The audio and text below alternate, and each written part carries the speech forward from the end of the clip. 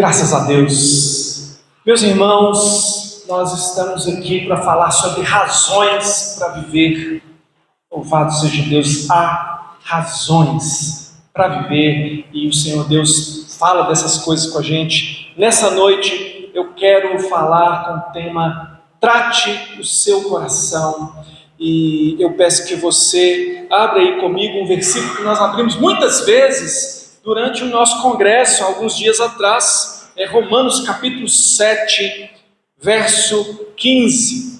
O subtema aqui, o subtítulo dessa mensagem é Deus te explica a sua guerra. E às vezes a gente precisa mesmo de explicação, a gente está procurando entender, e eu quero hoje, com a graça do Senhor, te ajudar a entender melhor aquilo que você está passando, a luta que você está passando, e a palavra de Deus vai nos auxiliar aqui, porque ela tem todas as respostas que nós precisamos. Portanto, Romanos 7, versículo 15, diz assim: porque nem mesmo compreendo o meu próprio modo de agir, pois não faço o que prefiro, e sim o que detesto.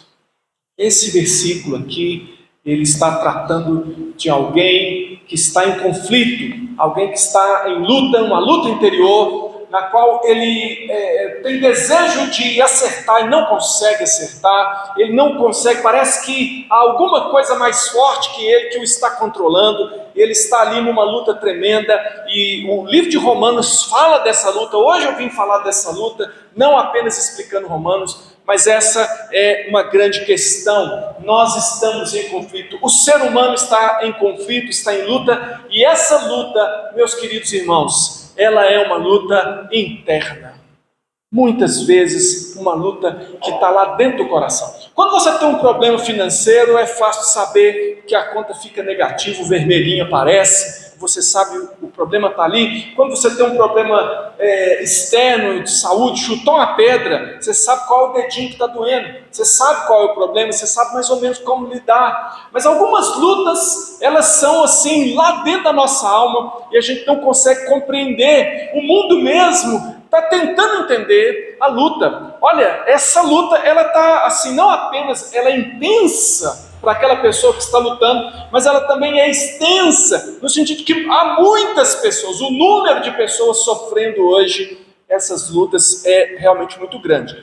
Eu trago aqui dados, eu também apresentei durante o nosso congresso, são dados da Organização Mundial de Saúde. Ela fez uma pesquisa, a organização OMS, ela fez uma pesquisa e publicou essa pesquisa no ano de 2019, e essa pesquisa dizia que uma em cada 8 pessoas no mundo,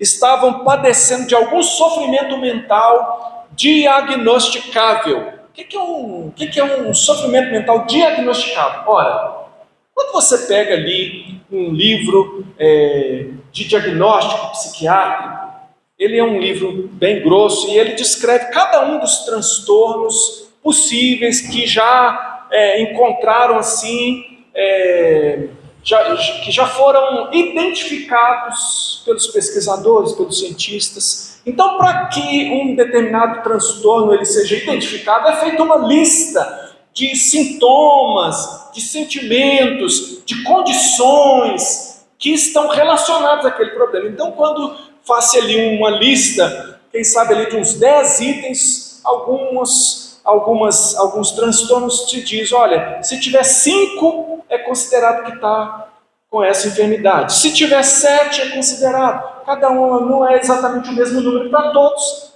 mas diagnosticável. E aí você imagina que, de repente, num determinado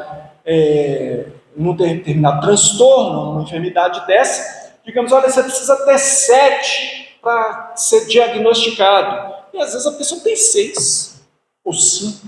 Não é diagnosticável. E você entendeu como que é profundo esse problema que eu acabei de apresentar? Diz que 8 em cada 100 pessoas, né? Não, perdão, 1 em cada 8. É isso que eu dado. 1 em cada 8 pessoas tem todos os sintomas para ter um diagnóstico de sofrimento mental. Então é muito mais gente sofrendo. E esse número piora depois da pandemia. Os dados dizem que esse número subiu pelo menos 25%, o que já eleva aí eleva bastante o número de pessoas sofrendo. Há quase 1 bilhão de pessoas, então, que são diagnosticáveis com transtornos mentais. 14% são adolescentes. É um dado, assim, alarmante, né? E desses diagnósticos, 31% ansiedade, 28,9%, quase 30% também, depressão. Puxa, quase 60% das pessoas que estão sofrendo hoje, que estão sendo diagnosticadas com algum sofrimento mental, estão ansiosas ou deprimidas. E isso não na linguagem popular, estou meio deprimido hoje. Não, não é isso, não é depressão. Depressão, estou falando de diagnóstico. Isso é um problema muito grave. O que realmente está acontecendo é a nossa pergunta de hoje. Como é que você percebe o problema? Porque de repente eu falo assim estatística, mas às vezes você está dentro dessa estatística. Talvez você seja uma pessoa com diagnóstico. Talvez você seja uma pessoa que está enfrentando um problema que é classificado dentro de um diagnóstico, talvez ansiedade, talvez depressão, talvez outro. E as emoções, a gente teve a oportunidade muito de falar disso aqui no nosso congresso. As emoções, elas não são más em si. Às vezes a gente não queria não sentir o que a gente está sentindo, mas a verdade é que as emoções, Deus tem emoções, e as emoções foram criadas para serem uma coisa muito boa na nossa vida. E as emoções, elas são muitas vezes causadas pelas circunstâncias da vida. Acontece alguma coisa, te faz rir, te faz chorar, te faz ficar alegre, te faz ficar triste. Circunstâncias costumam mexer com as nossas emoções. Mas fortes emoções, e aí eu estou chamando de fortes emoções, essas questões tão duras que chegam até a se tornar um diagnóstico, essas fortes emoções, elas na verdade são as suas respostas, ou as nossas respostas, ou as nossas interpretações do que está acontecendo na nossa vida. Nós estamos interpretando a nossa vida, e aí as nossas emoções, elas reagem a isso. Às vezes você pode até dizer assim, mas eu não fico pensando na vida. Não, todo mundo pensa na vida. Você não fica assim ali, matutando, sentado em cima da pedra ali, com a mão do filósofo assim no queixo, mas todas as pessoas avaliam o tempo todo a sua vida, e às vezes essas fortes emoções, que até se tornam diagnósticos, elas são a maneira como você está vendo as coisas, como você está interpretando. Não significa que você está interpretando corretamente, mas a realidade é que você está vivenciando, sentindo aquilo como verdade. Então a gente não pode desprezar que a dor está ali. A dor está ali.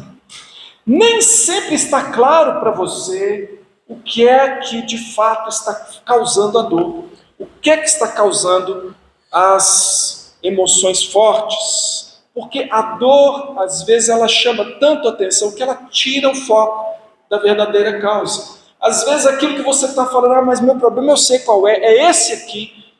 E ele não é, ele é mais profundo do que isso. Mas aquele negócio é que está te doendo. É a partir daquela situação que você começa a sofrer e você começa meu sofrimento é esse, é porque isso está me acontecendo. E eu quero hoje ampliar um pouco mais a sua visão. Eu sei que a dor, ela às vezes faz parecer coisas que não são, mas é muito comum achar que o problema é a dor. O meu problema é a dor que eu estou sentindo. Eu gostaria muito de saber um jeito de tirar essa dor, de desligar um botão, ter um comprimido para eu tomar, para eu parar de sentir dor. Eu quero parar de sentir dor. Mas eu quero te convidar nessa noite. Eu sei que você está fazendo de tudo para evitar pensar no problema. Talvez você pode até ter caído de paraquedas aqui hoje, nem sabia que a gente ia tocar nesse assunto. Mas eu quero te convidar a fazer um convite aqui, para que você possa ouvir junto comigo agora. E eu creio que Deus pode te ajudar a fazer isso. Eu peço em nome de Jesus que o Senhor Deus te ajude com o Espírito Santo para que você possa fazer isso que eu vou pedir que você faça. Eu gostaria que você ouvisse a sua dor. O que é que essa dor está dizendo para você?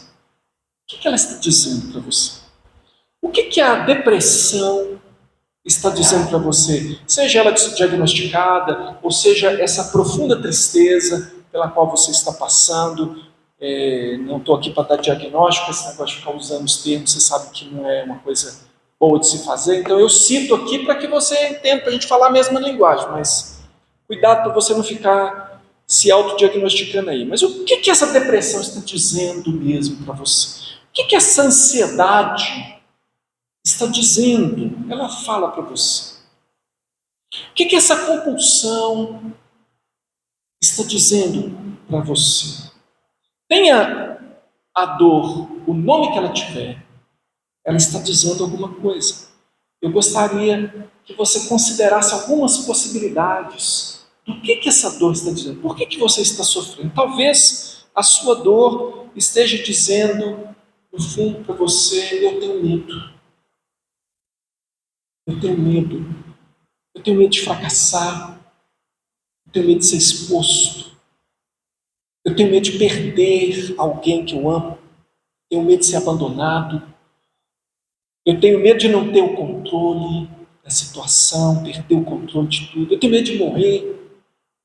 Eu tenho medo de ter uma doença incapacitante. Morrer, tudo bem, mas ficar em cima da cama, eu morro de medo disso. Talvez eu tenha medo de me encontrar com Deus e ser julgado por Ele. Talvez eu tenha medo de tudo isso ao mesmo tempo. Será que essa dor não está dizendo, no fundo você está dizendo: eu tenho medo, eu estou sofrendo porque eu tenho medo? Ou talvez essa dor esteja dizendo: está doendo porque na verdade eu sou culpado.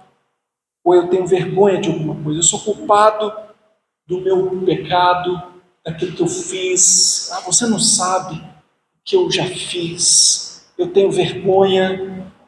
Eu tenho vergonha de não estar às alturas, à altura dos padrões que eu mesmo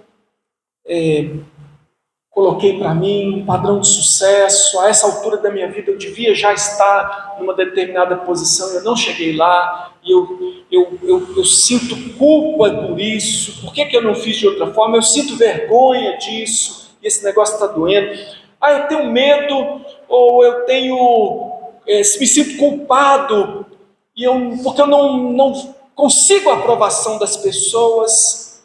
Eu não consigo chegar lá, sabe? Eu estou sempre aquém, eu não consigo lidar com isso. Talvez você sinta culpa e um peso tremendo, porque você não consegue pagar pelo seu pecado, você não está conseguindo levar uma vida como deveria, até você sabe que devia estar fazendo diferente. Talvez a sua consciência esteja pesada até de uma forma injusta, por causa de pecados, não que você cometeu, mas que cometeram contra você, e você se lembra daquela cena, e você se lembra daquele tempo, você se lembra daquela situação, e você sente uma dor quanto aquilo, e mesmo que você saiba que o culpado não foi você, mas você sente ali uma vergonha de ter sido colocado naquela situação, e o pecado é do outro, mas você sente assim, aquele negócio te joga lá embaixo.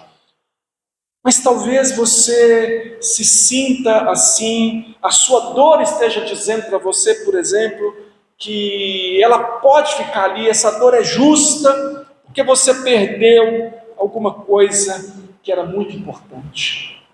Talvez você tenha perdido um emprego muito batalhado, talvez você tenha perdido a sua saúde, talvez você tenha perdido a juventude. Puxa, a juventude passou, não fiz nada com a minha vida, chegou a velhice.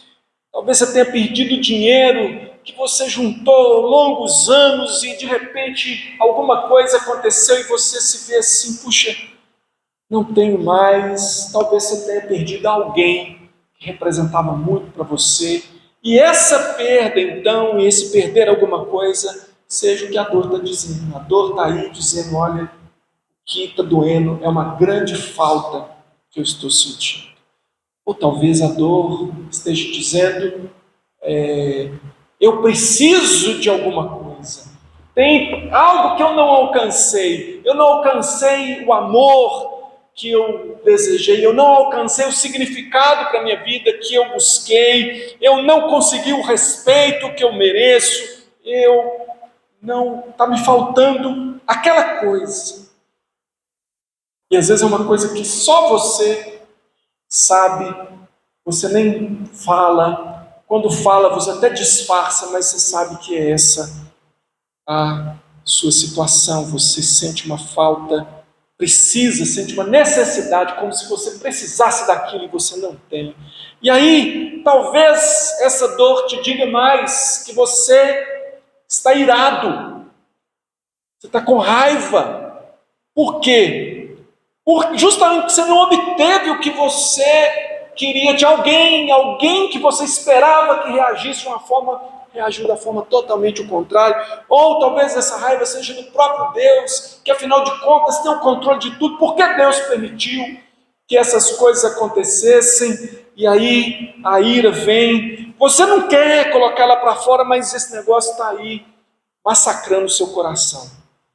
Talvez isso aqui, eu sei que é muito difícil de considerar, talvez essa aqui seja uma das coisas mais difíceis, porque pode parecer que eu esteja menosprezando a sua dor, e eu não estou fazendo isso. É algo importante. Eu até pedi para você ouvir sua dor, não falei para você jogar para lá. Talvez você queira talvez você queira fugir de alguma coisa e o rótulo da dor te convém. Por quê? Porque quando eu me identifico com a minha dor, com o meu rótulo, eu posso extravasar do jeito que eu quiser. Se eu já estou diagnosticado, eu tenho ansiedade, então se eu começar a passar mal de repente, se eu não quero, de certa forma, lidar com isso, porque eu teria que enfrentar alguma coisa que eu não estou disposto a enfrentar, que é o verdadeiro problema. Talvez como deprimido eu possa ficar no lugar onde eu estou e ninguém mexa comigo, porque se você quiser, eu passo o diagnóstico do médico na sua cara, assim, pode pegar aí e ler se você quiser, porque de certa forma aquilo me protege dentro de uma situação que eu odeio estar ali. Olha que coisa contraditória. Olha que coisa contraditória. Eu não quero estar nisso, eu não quero me sentir assim, eu não quero viver isso. É horrível, mas ao mesmo tempo, esse sou eu. Isso me protege de alguma forma. Eu não quero, eu quero evitar ter que lidar com aquilo que realmente traz tudo isso para a minha vida. Ou talvez você apenas diga: ai de mim, né? Ninguém tem dó de mim, pelo menos eu tenho. E você se acostumou a ter dó de você mesmo, numa medida que ficou doentia, numa medida que ficou assim, que você já não consegue mais ter nenhum tipo de positividade na sua fala é sempre negativa e todos parecem estar contra você, e a vida fica dessa forma. Ai de mim. Ou talvez você só não tenha mais esperança, a sua dor está dizendo para você: não adianta ter esperança. Esperança de quê? Esperança de ficar melhor dessa depressão? Isso não vai acontecer, não vai, sempre foi assim. Ou só você não tem mais um alvo na sua vida. E de repente parece que faz mais sentido. A minha pergunta, eu disse para você ouvir a sua dor aí, e eu volto àquela primeira pergunta: o que é realmente o problema? Aí eu quero falar para você que está sofrendo, quero falar diretamente para o seu coração.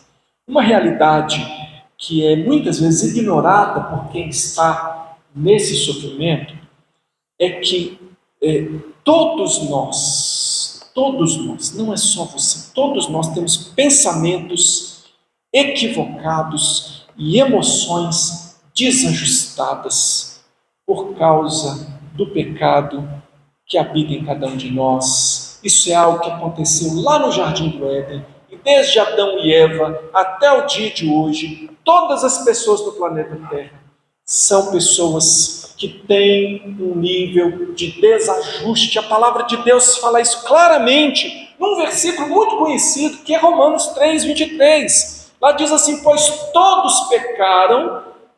Esse pecaram, o versículo diz assim: pois todos pecaram e carecem da glória de Deus. Pecado é estar fora do propósito. Pecado é errar o propósito, errar o alvo. Pecado é eu pegar uma coisa que serve para um fim e dar outra destinação para esse fim. É se eu resolver que eu vou pegar esse tablet aqui e vou brincar de disco voador com ele. Vou jogar ele aqui, para dar piruetas no ar. Por um instante ele vai... Mas quando ele bater no chão, eu vou descobrir que ele não foi feito para ser jogado dessa forma. Então, o pecado, às vezes a gente tem a ideia do pecado assim, aquelas coisas que Deus não gosta. Se cometer pecado, eu jogo o raio e tal. Irmão, o pecado é contra você, no sentido, ele ofende a Deus, porque Deus é santo, mas ele destrói você, porque você é o mau uso de uma boa coisa que Deus te deu. Como, por exemplo, as emoções são boas, Deus criou para serem boas, mas por causa dessa condição. E às vezes, quando a gente está no sofrimento, o sofrimento da gente é aquele negócio: se eu chutei a pedra, aquela pedra grande no caminho, eu estava distraído, chutei com tudo, descalço, e deu aquela dor tremenda. Eu acho que aquela é a pior dor. Ninguém sabe o que eu estou sentindo. Mas a realidade é que todas as pessoas são pessoas desajustadas. E às vezes, se você já recebeu um diagnóstico, parece que o negócio ficou pior ainda, né? Porque veio alguém, colocou uma tabuleta no seu pescoço e disse assim: inválido, desajustado. Esse aqui tem problema, o resto não.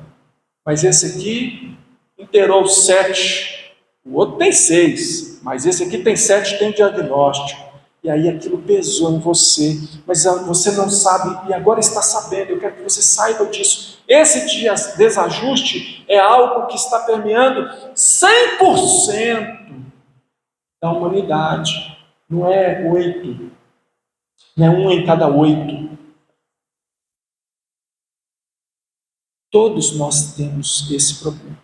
Você tem um coração desajustado do coração original de quem você é cópia. Porque você é uma cópia, sabia? Você não é original. O original é Deus. Ele é origem. Ele é original. E Ele fez o ser humano à sua imagem e sua semelhança. E o seu coração está desajustado. E essas lutas, esses conflitos que você tem, é porque o seu coração está desajustado. Eu estou ouvindo o motor do meu carro e ele está um pouco diferente. Eu comentei com a Priscila: Priscila, é um negocinho diferente aqui, tem que levar no mecânico. Ele está trabalhando diferente. O normal, eu conheço o normal dele. Isso aí é coisa que quem não é motorista acha que nunca vai saber, tá? O dia que você for motorista, você começar a dirigir seu carro, você vai entender todos os barulhinhos do seu carro. Está diferente. E aí a gente vai atrás. Então, você está desajustado. Ninguém tinha te falado talvez, mas você está. Todo sofrimento emocional é real. O sofrimento é real. Mas esse sofrimento não é o maior problema. Esse sofrimento é o barulho diferente do motor. Esse sofrimento, esse diagnóstico, essa dor, ela é só o barulho do motor andando diferente, está desajustado. É o barulho do desajuste, mas o problema está mais profundo, está lá dentro. Esse problema é maior. E o maior problema é que o nosso coração é enganoso. O engano do nosso coração. O nosso coração nos engana. O que é coração? Como assim? Eu vou te falar o que coração é na Bíblia. O coração na Bíblia é você. Na música, coração é uma coisa. Na medicina, coração é outra coisa. Mas na Bíblia, coração é quem você é. Você, sua mente, seus pensamentos, seus desejos, sua vontade. Provérbios 27:19 diz assim: como na água o rosto corresponde ao rosto, assim o coração do homem ao homem. Então o coração é você. Quando eu falar que você tem um problema no coração, não é um problema cardíaco, é que você tem um problema no seu ser. Estou falando de você como um todo. Tudo aí faz parte do coração. Quando a Bíblia diz então que o seu coração está desajustado, ela está dizendo que você está desajustado. E as implicações disso é que quando nós fomos desajustados lá no princípio, pelo pecado dos nossos primeiros pais, Adão e Eva, e pelos pecados que todos nós cometemos e todos somos pecadores, nós nos tornamos inimigos de Deus. A Bíblia diz assim, que nós somos inimigos de Deus, ou seja, você é inimigo da sua própria essência. Pensa no problema. Pensa um negócio complicado. Você é inimigo da sua essência. Aí estão os conflitos dentro de você. Você está desconectado, distanciado. De alguma forma, a sua relação está complicada com aquele que é o seu Criador. E entender esse problema é o começo da estrada para a solução. A Bíblia explica a sua guerra. E eu quero então ler alguns textos que vão ajudar você nisso. Primeiro, a Bíblia declara que o coração engana você. Você confia no seu coração? Não devia confiar. A Bíblia diz, Jeremias 17, 9, 10, diz: enganoso é o coração, mais que todas as coisas, e desesperadamente corrupto. Quem o conhecerá? Eu, o Senhor, esquadrinho o coração. Eu provo os pensamentos, e isso para dar a cada um segundo o seu proceder, segundo o fruto das suas ações. Gente, tem duas coisas aqui. Uma coisa boa e outra ruim. Primeira notícia ruim. O seu coração engana você. E você não consegue entender o seu coração muitas vezes. Essa até você já sabia, né? Mas a boa notícia é que Deus tem um tratamento para o seu coração. Ele esquadrinha o seu coração. Ele é capaz de compreender o seu coração. E Ele é capaz de explicar para você o seu coração. E eu quero fazer uso de um outro texto bíblico agora para explicar para você qual que é o problema, onde é que está a guerra que está acontecendo aí dentro de você. O texto que eu vou usar é um texto que está escrito em Tiago, capítulo 4, dos versículos 1 até o versículo 10. Eu gostaria que você, se você tem a sua Bíblia, você abra, por favor. Eu vou falar de algumas coisas, não todas, mas algumas coisas que esse texto esclarece sobre esse sofrimento, esse sentimento de inadequação, essa guerra dentro de você, essa vida bagunçada, essa vida que não faz sentido, essa complicação aí que traz essa agitação para o seu coração, para a sua vida. O texto diz assim, olha, ele faz uma pergunta bem objetiva: de onde procedem guerras e contendas que há entre vós? De onde, senão dos prazeres que militam na vossa carne? Cobiçais e nada tendes, matais e invejais e nada podeis obter. Viveis a lutar e a fazer guerras. Nada tendes porque não pedis. Pedis e não recebeis porque pedis mal para esbanjardes em vossos prazeres.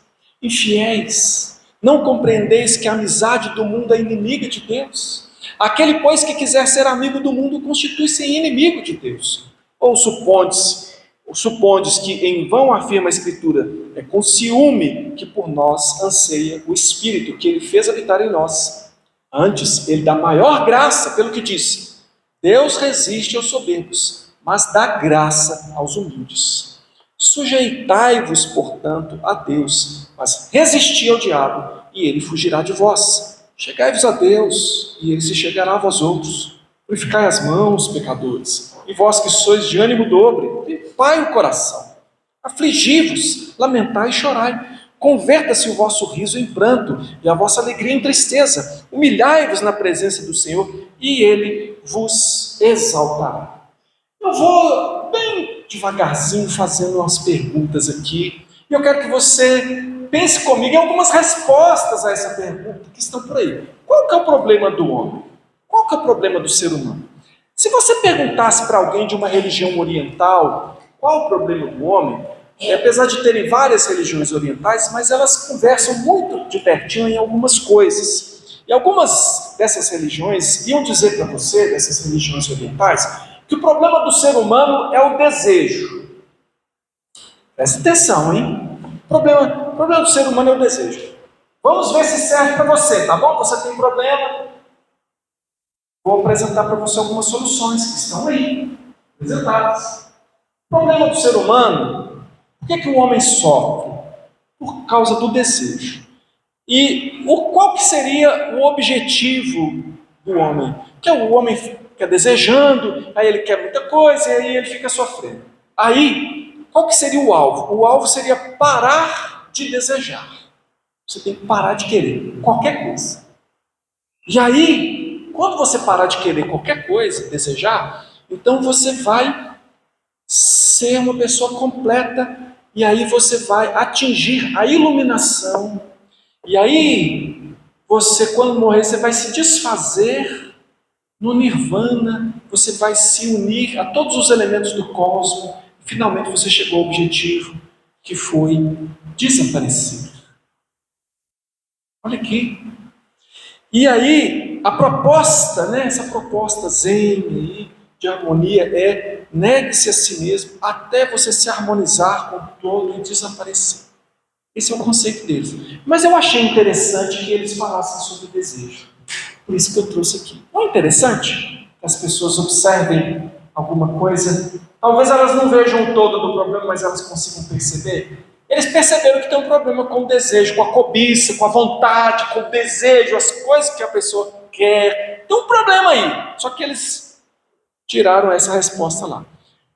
Vamos considerar então uma resposta de quem não acredita em Deus, de alguém que seja existencialista, uma pessoa que seja aí dessa ideia de que tudo que existe é um momento e tudo existe por um acidente cósmico e nós estamos aqui, tudo que a gente tem é a nossa existência agora, né? E eles definem o homem. Sabe como que eles definem o homem? A definição do ser humano? O ser humano é um ser que deseja.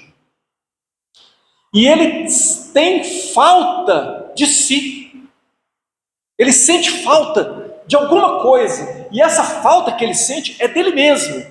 Mas ele está à procura disso, porque o homem é esse ser que busca, que procura. E aí ele fica aí procurando para conseguir atingir a plenitude. Só que ele não consegue nem pode atingir isso, porque senão ele deixaria de ser homem, porque ele é o desejo.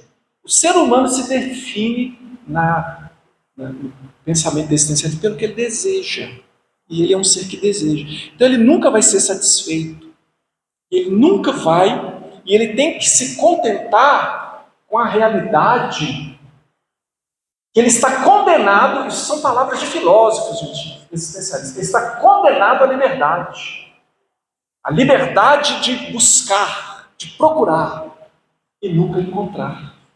E depois que morrer, não tem nada do outro lado. Então, a proposta de solução do existencialista, do mundo aí, é: aceite que você está condenado à liberdade de buscar até se acabar. Depois da existência não tem nada mais, não tem salvação.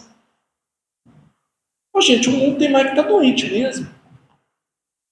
Porque isso não há esperança. Eles chegam a dizer assim: não há mesmo esperança. Agora, o evangelho, mas eu achei, por que eu trouxe isso? Pastor, você podia ter pulado, não quer saber o que está pensando essas pessoas, não. Mas eu achei interessante que eles também vejam o desejo do ser humano. Todo mundo sabe que tem um problema com o desejo do ser humano. Aí a Bíblia fala, e nós acabamos de ler aqui, que o problema do homem é o que ele deseja, mas o seu desejo está desajustado e ele quer algumas coisas que acabam sendo ruins para ele. Há caminhos que ao homem parecem ser bons, mas ao final são caminhos de morte. São desejos, vontades que nós temos de fazer alguma coisa, de realizar alguma coisa, de conquistar alguma coisa, de ser alguma coisa, como se aquilo fosse te dar o que você tanto precisa para você finalmente estar bem. E aí não tem tristeza, não tem depressão, você é uma pessoa plena e realizada. Só que não é assim que é a realidade. O texto aqui está dizendo que viver em função da cobiça é viver como inimigo de Deus. Deixa eu destacar algumas coisas desse texto aqui para você. Está dizendo assim: de onde procedem as guerras? Senão dos prazeres que militam na vossa carne. Aqui, essa palavra prazeres aqui, não é assim, o momento em que você se sente bem, tipo comer uma pipoca, sentiu bem comer uma pipoca. Para quem gosta de pipoca, né? Não é o prazer, não é que o prazer é ruim. O prazer é bom, gente, claro, Deus criou. A questão é a busca, uma vida em função de buscar o prazer. É o hedonismo. A palavra lá, ela está relacionada a Edom, a essa busca pelo prazer como sendo a solução. Então, cobiçais e nada tendes. Por quê? Porque você, de repente, fica fixando seus objetivos em coisas aqui. E aí é onde vai surgir tantas frustrações que a gente estava perguntando agora há pouco. O que é que está acontecendo lá no seu coração? E você, um dado momento, você disse: quando eu tiver isso, eu serei feliz. Se eu conseguir controlar isso, eu vou ser feliz. Se eu conseguir fazer isso, se eu conseguir alcançar isso, eu vou ser feliz. Mas a vida não responde para você dessa forma, porque nós primeiramente não fomos criados para viver em busca de autoglorificação, de autossatisfação. É aí que está o problema. É porque todos nós, o defeito lá do Jardim do Éden, o desajuste, é que a gente começou a achar que todas as coisas existem para gravitar ao nosso redor, que nós somos o centro do universo, que as coisas deveriam ser como eu quero. E aí todas aquelas frustrações, elas começam a pesar no nosso coração no momento em que a gente começa a perceber que as coisas não vão ser do jeito que a gente queria. É ruim demais ouvir isso, né? Isso é muito ruim de ouvir. Eu estou falando aqui para você e eu estou escutando a mim mesmo. As coisas não são como eu quero.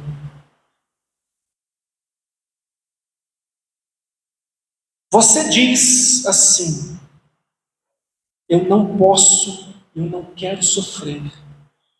Eu estou triste e desapontado porque eu não consigo fugir do sofrimento. Eu não posso, eu não quero sofrer, eu faço tudo para não sofrer. Eu faria qualquer coisa. Se for para fazer um tratamento, eu faço. Se for para tomar um remédio, eu tomo. Se for para fazer a terapia, eu faço. Se for para correr, dar 2 voltas na Pampulha, eu dou. O que é que eu tenho que fazer para eu ter a solução?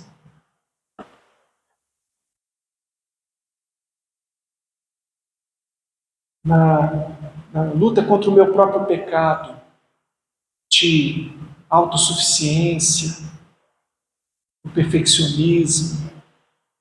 Quantas vezes eu olhei para mim mesmo e disse assim: eu não tenho medo de trabalhar, dormir é um detalhe,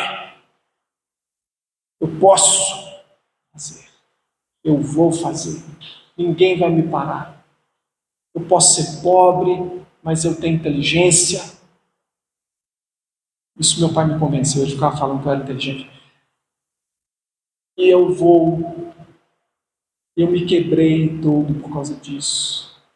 E quando eu descobri que eu não tinha força, e quando eu vi o meu mundo cair, meu castelinho de cartas começou a cair, as bolinhas que eu equilibrava, começou a cair uma, caiu outra, eu comecei a adoecer, eu comecei a afundar, porque eu não tinha controle, e eu comecei a dizer: eu estou triste, porque eu estou desapontado, e eu não consigo fugir do sofrimento.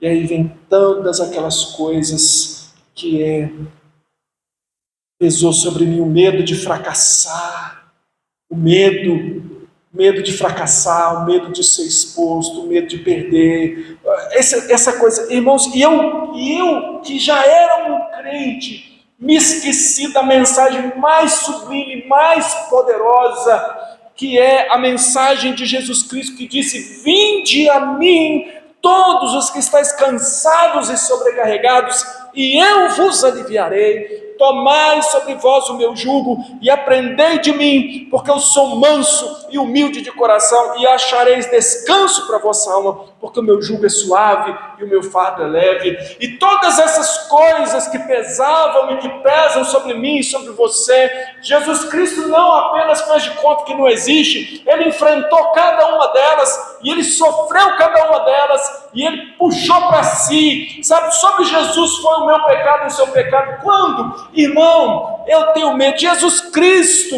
Ele foi lá e Ele aceitou o fracasso que eu tive medo, Ele aceitou a exposição que eu não queria, Ele aceitou perder, e Deus aceitou perder ali um ente querido, um amado, seu filho amado, e Ele foi abandonado pelos seus amigos e por aqueles que o cercavam, e Ele não teve o controle, Ele entregou o controle ao Pai, e Ele se deixou levar, ainda que Ele de fato pudesse. Se nós pudéssemos, hein? Se nós pudéssemos ser Deus, não é? Mas Deus, que é Deus, não se esquivou do sofrimento, e Ele pegou o sofrimento nosso para Ele. Isso eu esqueci. O medo de perder o controle, Ele perdeu. O medo de morrer, Jesus morreu por mim. O medo de ter uma doença incapacitante, todas as nossas enfermidades foram lançadas sobre Ele na cruz. O medo de ser julgado por Deus, não, Ele se fez pecado por nós, e Ele foi julgado por nós, no nosso lugar, e Ele recebeu a condenação na cruz, e Ele sofreu tudo isso. Irmão, eu tinha me esquecido que Deus tinha feito isso por mim. A culpa, a vergonha, Cristo sofreu a culpa e a vergonha, absorveu a culpa e a vergonha pelos nossos pecados. Ele não estava procurando agradar os homens, Ele satisfez os padrões do Pai. E às vezes a gente aí triste porque a gente não se adequa aos padrões que nós colocamos, ou a gente não aceita as pessoas que não estão ali dentro dos padrões que a gente mesmo coloca. Cristo sofreu todas essas coisas, Cristo perdeu para que nós pudéssemos ganhar. Talvez o medo de perder, você perde a sanidade porque você tem medo de perder alguma coisa. Olha que coisa maluca que a gente tem, irmãos. Ainda bem que eu falei que todo mundo aqui é desajustado, né? Para você não achar que eu estou falando de você, sem estar falando de mim também. Que maluquice essa nossa, que desajuste esse o nosso, de medo de perder alguma coisa, e aí a gente desajusta antes de perder, ou que perca. Jesus Cristo perdeu todas as coisas, e Ele não fez caso nem das glórias celestes, Ele foi até a cruz. Eu preciso de alguma coisa, e aí por muito tempo você alimentou que você precisava de alguma coisa, e essa coisa que você precisava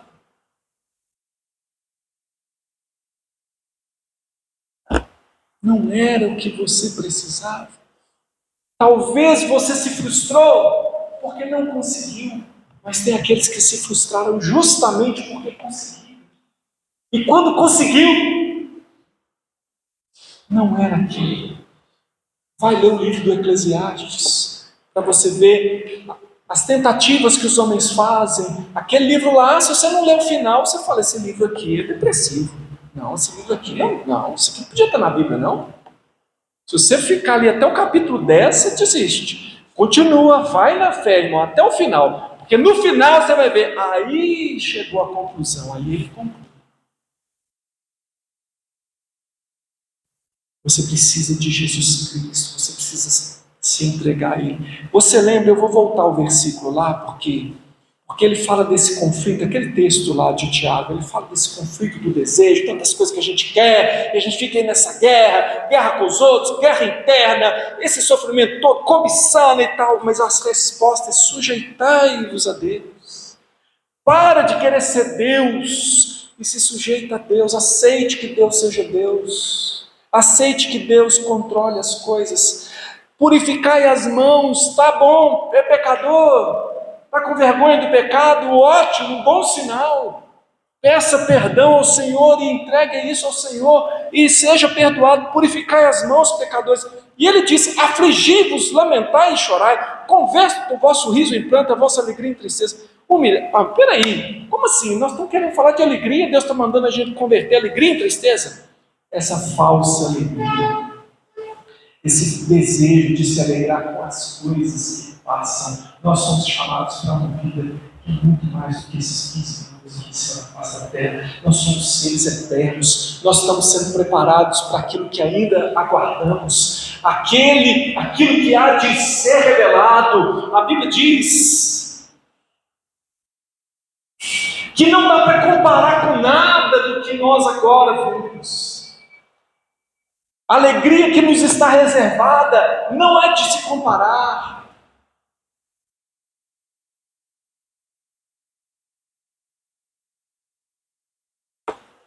Converta o seu riso em pranto. Pare de achar que você vai encontrar alegria fazendo mais do mesmo. E essa é outra parte da maluquice. Você vai lá e faz a mesma coisa, que nunca funciona. É a compulsão de fazer a mesma coisa, que não salva, que não resolve, que não traz alegria. Às vezes traz um momento ali de uma satisfação, mas que não completa. Olha, Jesus Cristo, e eu tinha me esquecido disso, eu sofri muito por não prestar atenção nisso, que eu não preciso fugir, e eu não devo fugir mais de nada, eu devo enfrentar a responsabilidade de lidar com aquilo que está diante de mim. Pode ser que o diagnóstico seja curável, pode ser que o diagnóstico seja incurável, pode ser que amanhã você vai ter um emprego que vai te dar uma grande renda, talvez amanhã você vai perder o emprego. Essas coisas, por maiores que possam parecer para você, elas são pequenas demais diante da eternidade e daquilo que Deus tem por meio do Evangelho para você hoje. A resposta, a Bíblia fala de esperança, ela traz esperança para o seu problema. A melhor notícia para quem está com depressão é que Cristo veio para salvar pecadores. Ele veio para os problemáticos, Ele veio para os sofredores, Ele se fez sofredor por nós, Ele enfrentou tudo por nós. Marcos capítulo 2, verso 17 diz: tendo Jesus ouvido isso, respondeu-lhe: os sãos não precisam de médico, e sim os doentes. Não vim chamar justos, e sim pecadores. Sabe por que ele falou isso? Porque ele estava metido com gente complicada, e o povo lá, os santões, lá falou assim: se esse homem fosse mesmo de Deus, não estaria com essas pessoas, ele estaria mais bem acompanhado. E Jesus está lá falando assim: eu vim curar os doentes, eu estou atrás de gente problemática, eu estou atrás de gente que está sofrendo, eu vim para que eles tenham vida, e vida com abundância. 1 Timóteo capítulo 1, verso 15 diz: fiel é a palavra e digna de toda aceitação, que Cristo Jesus veio ao mundo para salvar os pecadores, dos quais eu sou o principal. Eu posso ser salvo por Cristo Jesus. Qual o problema? A gente quer às vezes viver de fachada. Por que eu não posso falar para você que eu tenho problema? Por que eu não posso pedir oração? Por que eu não posso dizer que tem dificuldades na minha vida? Por que eu não posso conversar com você e dizer: hoje sou eu que estou sofrendo? Eu que estou hoje precisando de correção, de mudança, de uma palavra de Deus. Por que não? É claro que pode. A Bíblia fala, existe um caminho para a sua restauração. A Bíblia fala de esperança, e ela ainda nos diz que os homens e mulheres piedosos, gente de Deus, que a gente vê assim: puxa, a pessoa que andou com Deus passou por isso. O profeta Jeremias escreveu assim: lembro-me da minha aflição e do meu delírio, da minha amargura e do meu pesar. Lembro-me bem disso, e a minha alma desfalece dentro de mim. Só de lembrar. Todavia, lembro-me também do que pode me dar esperança. Graças ao grande amor do Senhor é que não somos consumidos, pois as suas misericórdias são inesgotáveis, renovam-se cada manhã, grande é a tua fidelidade. Digo a mim mesmo: a minha porção é o Senhor, portanto nele porei a minha esperança. O Senhor é bom para com aqueles cuja esperança está nele, para com aqueles que o buscam. Ele dizia para ele mesmo: olha, eu digo para mim mesmo, a minha porção é o Senhor. A minha porção é o Senhor. O quê? Perdi tudo, perdi a herança. O camarada tinha perdido até o país. O país estava invadido, não tinha nada. Imagina, seu país está invadido. Os que estão vendendo um apartamento do Zelensky lá na Crimeia. À venda o apartamento do Zelensky. Perdeu o país, está dominado pelo inimigo lá. Tinha perdido tudo. Aí ele, sabe o que ele disse? Mas a minha herança não é a casa que eu perdi, a minha herança não é o terreno, a minha herança não é viver 500 anos quem fica para semente. A minha herança é o Senhor, a minha porção é o Senhor, eu já tenho o melhor, a minha satisfação é o Senhor, mesmo enquanto eu enfrento problemas. Mesmo enquanto eu enfrento problemas. É o princípio central ali da graça de Deus.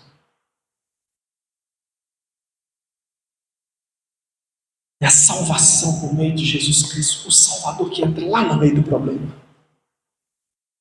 Lá no meio do problema, lá na sua angústia.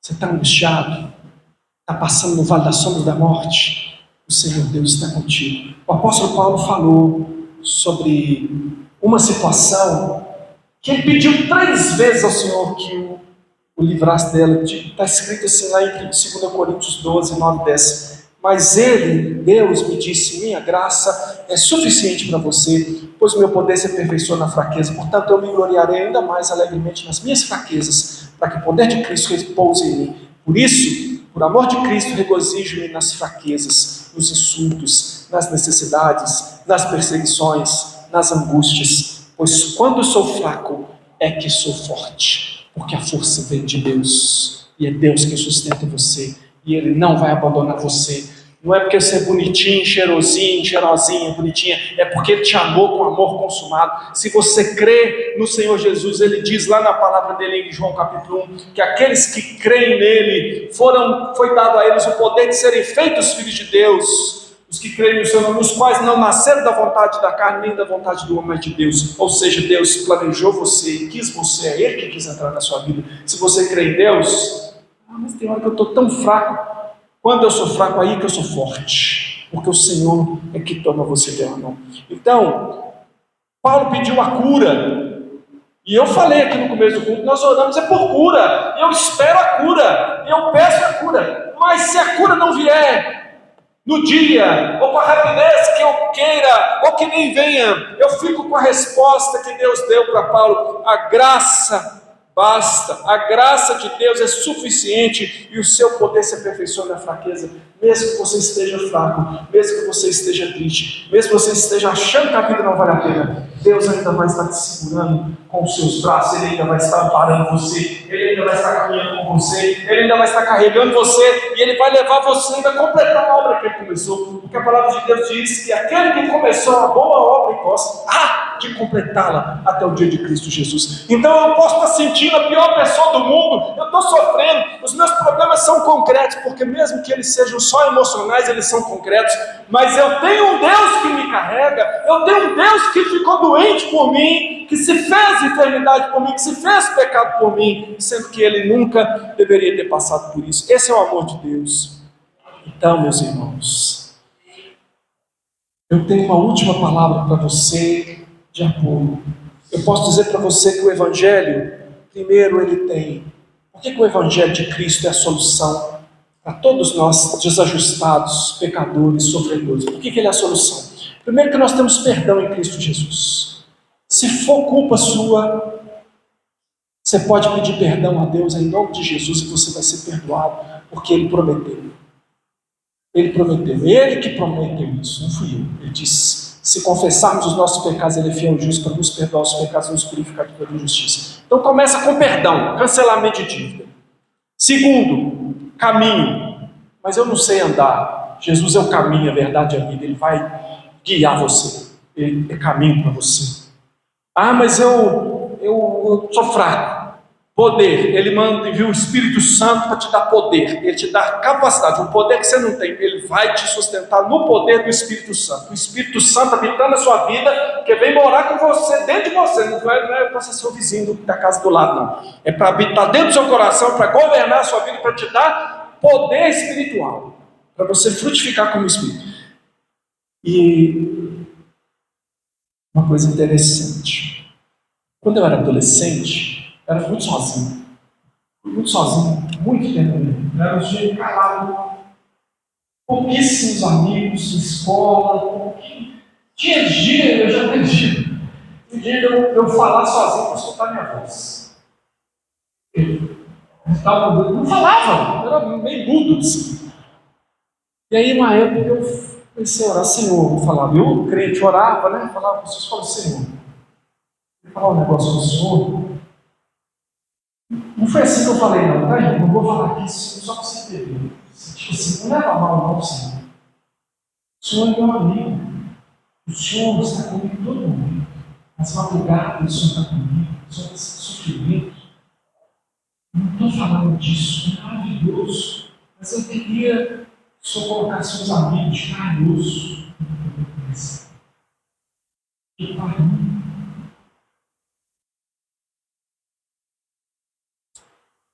E Deus, Ele já tinha preparado isso, Ele preparou isso, esse negócio chama igreja. Irmãos que às vezes a gente não consegue, dentro da família, os de sangue às vezes não são irmãos da gente, nesse sentido de estar presente, sabe? Eu amo meus irmãos, mas a gente está ausente às vezes da vida um do outro. Às vezes eu estou mais presente na sua vida e você na minha do que eu estou na minha própria família. Deus nos dá isso. Eu quero dizer para você que tem provisão da graça de Deus para você que está enfrentando luta, que luta com depressão, com tristeza, com ansiedade. Irmãos que têm a palavra de Deus no coração e na boca para ministrar na sua vida, para ser fortaleza para você. Seja amigo, deixa a gente entrar na sua vida, entra na nossa vida também, faz uso dessa graça que Deus colocou para você. Os seus irmãos e irmãs em Cristo são uma bênção.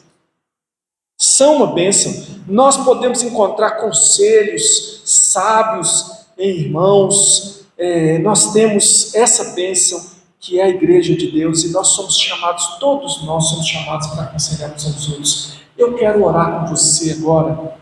Eu quero lembrar você de onde vem o problema, as guerras, os conflitos. Das coisas que você desejou e tem desejado, e às vezes está muito querendo aquilo, e às vezes aquilo não se concretizou, não está se concretizando, e você começa a perder as esperanças. Essa guerra está aí, essa guerra está em desejar coisas para ter o prazer. E às vezes até pedir a Deus, olha só como a gente acha que é de Deus, hein? Eu elejo uma coisa para me dar a solução da minha vida. Senhor, eu preciso ter aquele emprego, eu preciso casar com aquela pessoa, eu preciso que o Senhor faça isso, salva isso. E aí eu busco a Deus, para Deus me dar um ídolo. E tudo aquilo que entra no lugar de Deus é ídolo, tá? Se você é uma pessoa, é um casamento, uma pessoa tal, e ele está no lugar de Deus é ídolo. Se é dinheiro, é ídolo. Se é posição, é ídolo. Se é respeito, o que você está querendo que talvez está até pedindo a Deus. Pedir não recebeis, por quê? Porque pedir isso para espalhar para os seus prazeres. Você quer para o seu prazer, não para a glória de Deus. Não. Se entrega ao Senhor, porque o Senhor é aquele que diz assim: olha, Ele ensina você a pedir um pão de cada dia, certo? Mas Ele também diz assim: o vosso Pai Celeste sabe onde que tendes necessidade, antes que você fale. Então, para nos deixar mais humildezinhos, Ele não fala assim: ó, pede qualquer coisa aí, pede coisa grande que eu sou Deus. Ele não fala assim, procura na Bíblia para você ver. Não é assim. Ele fala: pede o simples. Agora olha como que Deus age. Como que Deus age? Deus age na abundância. Deus abençoa. Ele não te dá só o pão de cada dia, assim como não. Confia no caráter de Deus. Entregue o seu medo, a sua ansiedade, a sua tristeza ao Senhor. E lembra que é um caminho. Talvez hoje lance um startzinho na sua mente. Agora, é caminhar, é buscar ajuda, é se envolver mais com as coisas de Deus, é conhecer esse Senhor Deus que tem muito mais respostas para você do que nos poucos minutos que eu vim aqui falando da vida para você. Eu quero te convidar a ficar de pé, vamos funcionar. Eu quero orar por você que está enfrentando lutas. E aí, segundo a OMS, tem muita gente aqui passando luta, eu nem precisava perguntar. E nós estamos aqui para receber a graça de Deus. Confia no Senhor. Então fala, eu vou dar um tempo para você orar. Feche os seus olhos e fala aí com Deus. Eu vou orar aqui, mas não precisa nem prestar muita atenção no que eu estou falando, não. Eu quero que você faça a sua oração. Eu não vou orar nem no microfone aqui, para você não ficar prestando muita atenção em mim. Fala com Deus a respeito dessas angústias do seu coração, esse medo, esses temores. E fala com Ele, Senhor, eu confio em Ti, porque o Senhor já enfrentou tudo. Conversa com Deus aí a respeito do que você recebeu nessa noite. Senhor Deus, preciso de Ti. Cada um de nós aqui precisa do Senhor. E a nossa esperança é o Senhor. A nossa esperança é que o Senhor atue no coração de cada um de nós aqui. Nos faça, Senhor Deus, ouvir naquele chamado: vinde a mim, todos que estão cansados e sobrecarregados, e eu vos aliviarei. Tomai sobre vós o meu jugo. Aprendei de mim, porque sou manso e humilde de coração. E achareis descanso para vossas almas. Deus, socorre-nos nessa hora.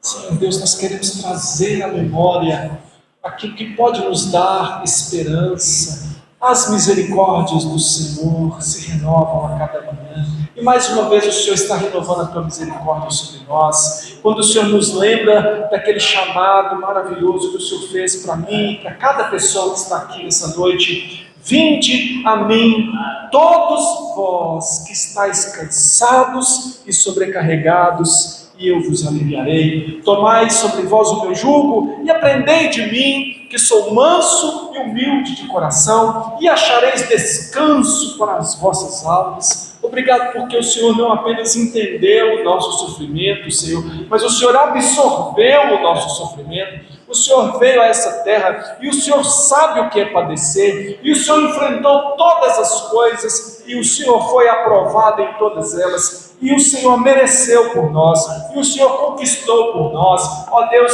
todas as coisas nós devemos a Ti. Nós queremos Te agradecer também porque o Senhor nos lembra que ainda que nós passemos pelo vale da sombra da morte nessa terra, o Senhor estará conosco. Ó Deus, e nós vamos passar pelo vale, não vamos ficar no vale, porque nós temos uma promessa de uma mansão celestial, nós temos uma promessa eterna. Ó Senhor, eu me lembro que o Senhor disse que se não fosse assim, o Senhor nos teria dito, mas o Senhor foi preparar-nos lugar, e quando o Senhor preparar esse lugar, o Senhor voltará também para nos buscar. E a tua palavra diz, lá em Apocalipse, que o Senhor enxugará dos nossos olhos toda lágrima. Senhor Deus, eu peço que hoje ainda o Senhor enxugue as nossas lágrimas, que o Senhor atue sobre a vida daquele que está sofrendo, mas Senhor Deus, que nós possamos também, Senhor Deus, não ficar apegados ao sofrimento, mas nos apegarmos, ó Deus, ao perdão que nós temos em Ti, nos apegarmos ao caminho que nós temos em Ti por meio da Tua palavra, nos apegarmos, Senhor Deus, ao Espírito Santo que foi nos dado com poder, nos apegar, Senhor Deus, ao amparo que nós temos dos irmãos da igreja, Senhor Deus, e andar o caminho que está nos proposto. Abençoa-nos, Senhor Deus, sara a nossa alma, sara o nosso coração, enche-nos de alegria do Espírito Santo. Ó Deus, abençoa o Teu povo, que a graça do Senhor Jesus, o amor de Deus, o nosso Pai, e a comunhão do Santo Espírito do Senhor seja com todos nós agora e sempre. Amém. Amém. Deus te abençoe, em nome de Jesus. Ajude a gente a divulgar essas mensagens. Eu tenho mandado aí para vocês, daqui a alguns dias a gente coloca lá no nosso canal no YouTube, né? Ajuda a gente a divulgar, manda para alguém, para que você possa abençoar alguma pessoa. Deus te abençoe, em nome de Jesus.